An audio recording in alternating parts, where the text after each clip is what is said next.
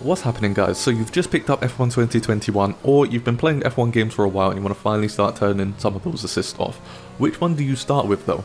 In my personal opinion, it's best to start with the assist that isn't even possible for the real life drivers to have in the first place. The racing line. The racing line only serves as a guide for you around the track with the least amount of friction possible, showing you where to place your car, where to brake even though it's earlier than you can, and when to get onto throttle even though it's later than you should. So in this video I'll be teaching you what you can do to turn some of those assists off and become faster without the racing line. Right, let's be honest with ourselves here. Most of you guys don't use the racing line to understand where to place the car. Most of you know where to place the car, but for those who are new for Formula 1, this would be important. So for you guys, make sure that you stay and watch this section. However, for most of you who want to know about the braking points, which is why you probably use the racing line, skip to the timestamp that you see in the video. So for those of you who stuck around, there are a few different corner types that we have at Formula 1 tracks. You have 90-degree corners, you have hairpins, and you have chicanes. For normal 90-degree corners, we use the basic out-in-out line.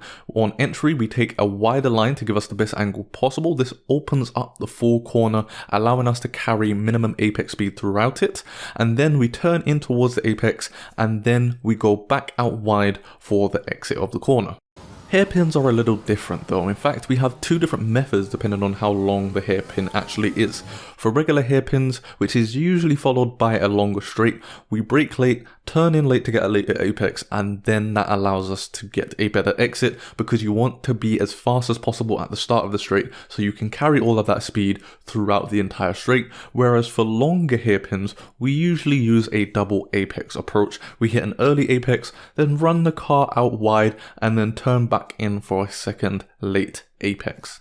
And finally we have chicanes, in which we only prioritize the exit because once again chicanes are very similar to hairpins where they're usually followed by a straight, so you want to carry as much speed as you possibly can throughout that straight, and to do that you have to sacrifice the first corner in order to open up the second corner of the chicane. Think turns 1 and 2 at Monza for an example. So I actually have a great tip for you guys if you want to learn where to place your car throughout certain corners.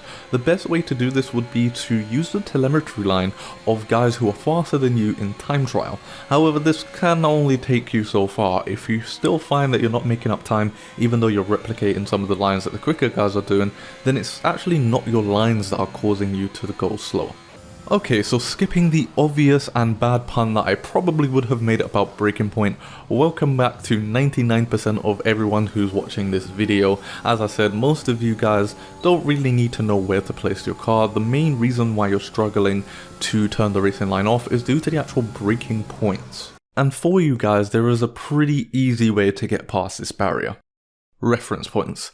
These are what you would be looking at when hitting the brakes and turning into the corners. And based on some of the sarcastic comments that I received in my clip video on a quick tip on turning the racing line off, most people understand that you would generally use the meter boards for your reference points. However, there's one key thing that these people didn't really take into account.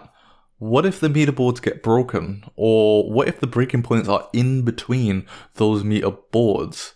Well, if that's the case, then you're going to need secondary references, ones that are more consistent. And no, shadows aren't really a great reference point because they can change depending on the time of day.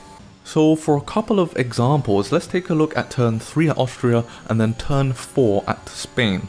So for turn 3 at Austria, even though they're in the same place, I would say that the black box is the better reference point than the 100 meter board as it can't be broken. And in a similar fashion for turn 4 at Spain, I would say that the huge yellow banner is the better reference point than the 100 meter board, I believe it is. And that's mainly because the 100 meter board is so far off to the left that it's actually pretty hard to see. Whereas the reference point of the yellow banner is big and it's close to you, so it's a lot better to use to be more consistent for that corner.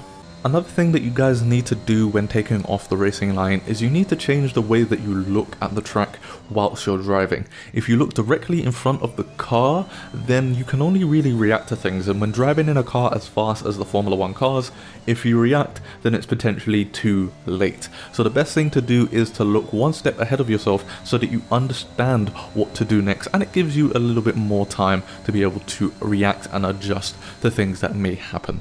So when you're coming into a corner, you want to be looking at your reference point already.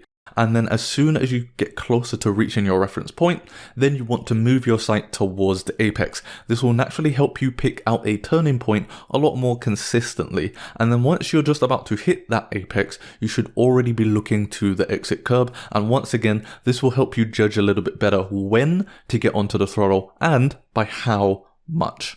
So what have we learned about turning the racing line off today? Well, we've learned that sight is very important in Formula 1 and using it effectively is the best way to be consistent without the racing line. As for those secondary references though, I'd highly suggest clicking the track guide playlist that you see on the screen right now to learn where all the reference points are for each track. And also make sure to click on my face to subscribe for more videos like this, and I will catch you guys in my next tutorial.